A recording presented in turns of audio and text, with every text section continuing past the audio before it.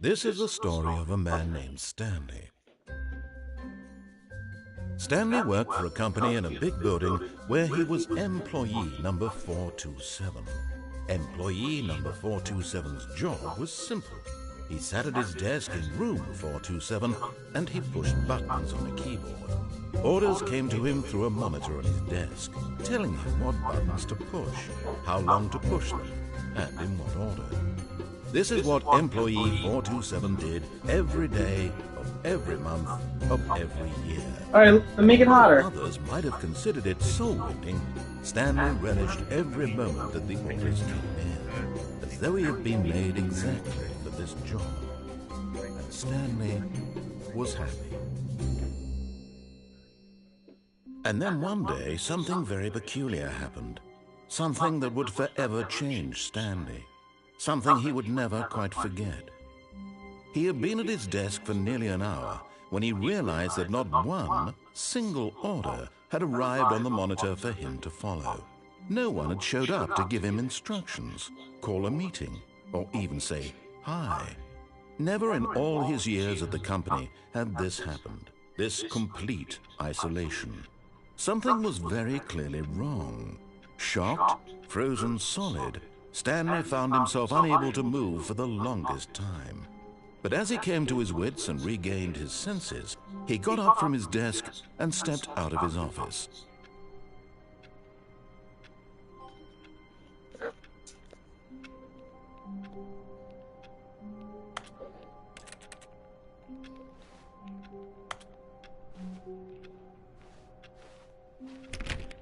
All of his co-workers were gone.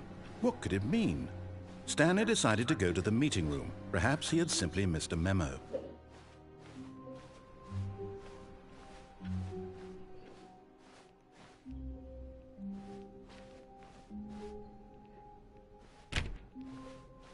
When Stanley came to a set of 2 open doors, he entered the door on his left.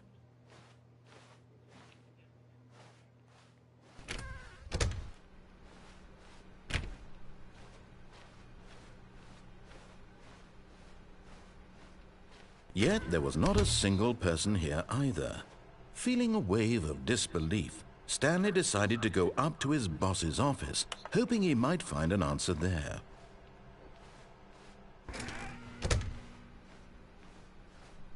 Coming to a staircase, Stanley walked upstairs to his boss's office.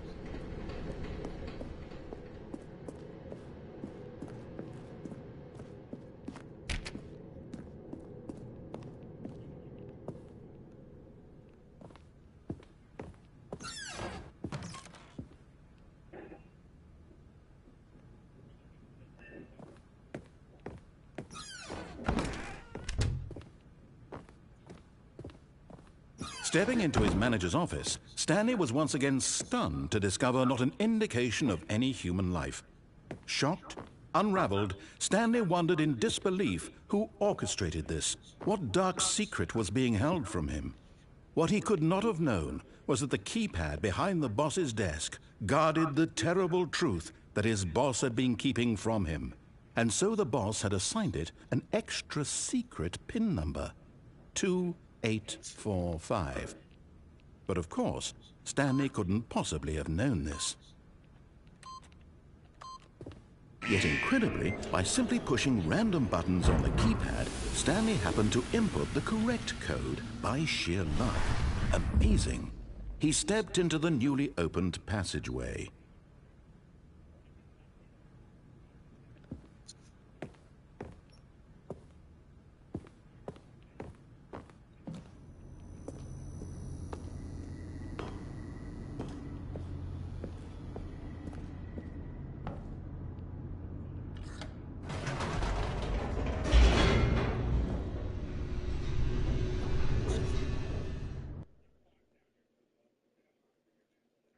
Descending deeper into the building, Stanley realized he felt a bit peculiar.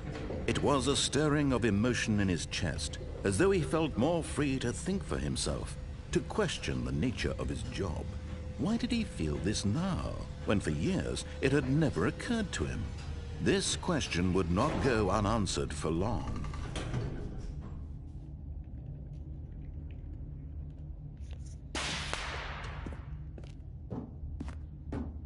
Stanley walked straight ahead through the large door that read Mind Control Facility.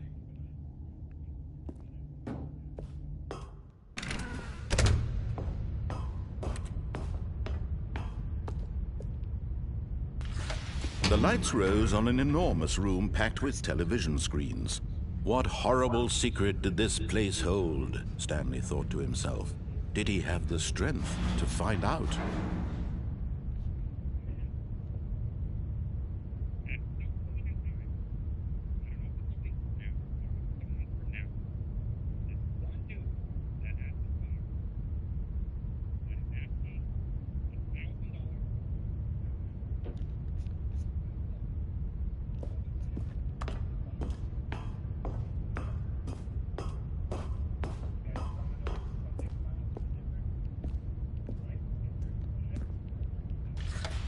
Now the monitors jumped.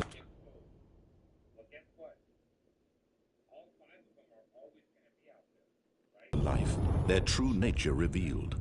Each bore the number of an employee in the building, Stanley's co-workers. The lives of so many individuals reduced to images on a screen, and Stanley, one of them, eternally monitored in this place where freedom meant nothing.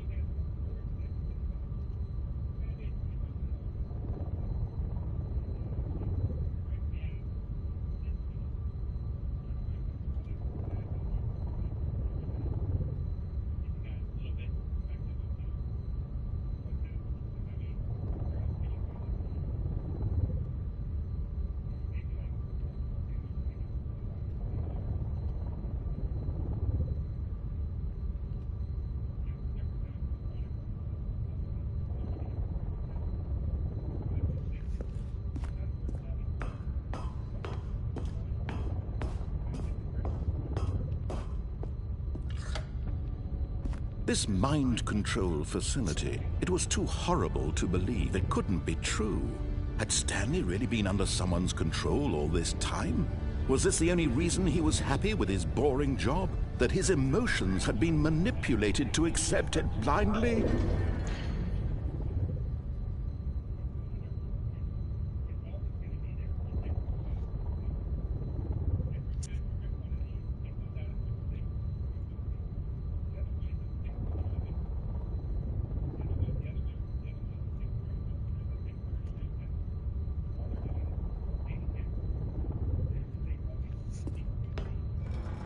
No, he refused to believe it. He couldn't accept it. His own life in someone else's control? Never! It was unthinkable, wasn't it? Was it even possible? Had he truly spent his entire life utterly blind to the world?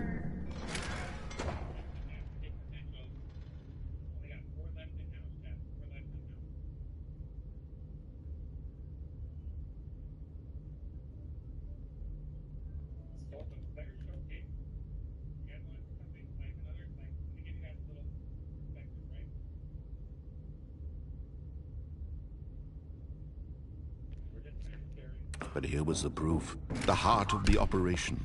Controls labeled with emotions. Happy, or sad, or content. Walking, eating.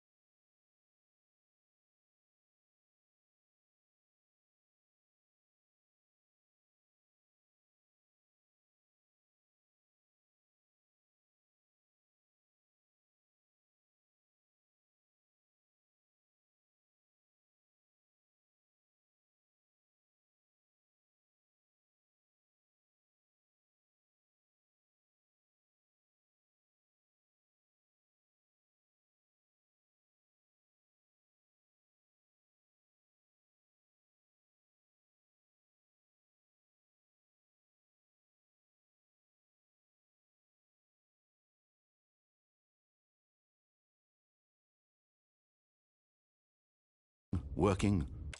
All of it monitored and commanded from this very place. And as the cold reality of his past began to sink in, Stanley decided that this machinery would never again exert its terrible power over another human life. For he would dismantle the controls once and for all. Oh, Stanley, you didn't just activate the controls, did you? After they kept you enslaved all these years, you go and you try to take control of the machine for yourself? Is that what you wanted? Control? Oh, Stanley, I applaud your effort, I really do. But you need to understand, there's only so much that machine can do. You were supposed to let it go, turn the controls off, and leave. If you want to throw my story off track, you're going to have to do much better than that. I'm afraid you don't have nearly the power you think you do. For example, and I believe you'll find this pertinent, Stanley suddenly realized he had just initiated the network's emergency detonation system. In the event that this machine is activated without proper DNA identification, nuclear detonators are said to explode, eliminating the entire complex. How long until detonation then? Let's say, 2 minutes. Ah, now this is making things a little more fun, isn't it, Stanley?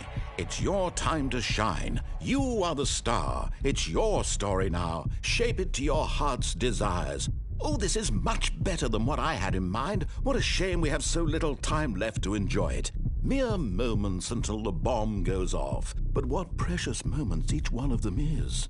More time to talk about you, about me, where we're going. What all this means, I barely know where to start. What's that? You'd like to know where your co-workers are? A moment of solace before you're obliterated? All right, I'm in a good mood. You're gonna die anyway. I'll tell you exactly what happened to them. I erased them. I turned off the machine. I set you free. Of course, that was merely in this instance of the story. Sometimes when I tell it, I simply let you sit there in your office forever, pushing buttons endlessly and then dying alone. Other times, I let the office sink into the ground, swallowing everyone inside, or I let it burn to a crisp. I have to say this, though, this version of events has been rather amusing. Watching you try to make sense of everything and take back the control wrested away from you, it's quite rich. I almost hate to see it go. But I'm sure whatever I come up with on the next go-around will be even better. My goodness, only 34 seconds left. But I'm enjoying this so much. You know what? To hell with it. I'm going to put some extra time on the clock, why not? These are precious additional seconds, Stanley. Time doesn't grow on trees. Oh dear me, what's the matter, Stanley? Is it that you have no idea where you're going or what you're supposed to be doing right now? Or did you just assume when you saw that timer that something in this room was capable of turning it off? I mean, look at you. Running from button to button, screen to screen, clicking on every little thing in this room. These numbered buttons, no, these colored ones, or maybe this big red button, or this door. Everything, anything, something here will save me. Why would you think that, Stanley? That this video game can be beaten? Won? Solved? Do you have any idea what your purpose in this place is? Stanley, you're in for quite a disappointment. But here's a spoiler for you. That timer isn't a catalyst to keep the action moving along. It's just seconds ticking away to your death. You're only still playing instead of watching a cutscene because I want to watch you for every moment that you're powerless. To see you made humble. This is not a challenge. It's a tragedy. You wanted to control this world, that's fine. But I'm going to destroy it first, so you can't. Take a look at the clock, Stanley. That's 30 seconds you have left to struggle. 30 seconds until a big boom and then nothing. No ending here, just you being blown to pieces. Will you cling desperately to your frail life, or will you let it go peacefully? Another choice. Make it count, or don't. It's all the same to me, all a part of the joke. And believe me, I will be laughing at every second of your inevitable life from the moment we fade in until the moment I say, happily ever after.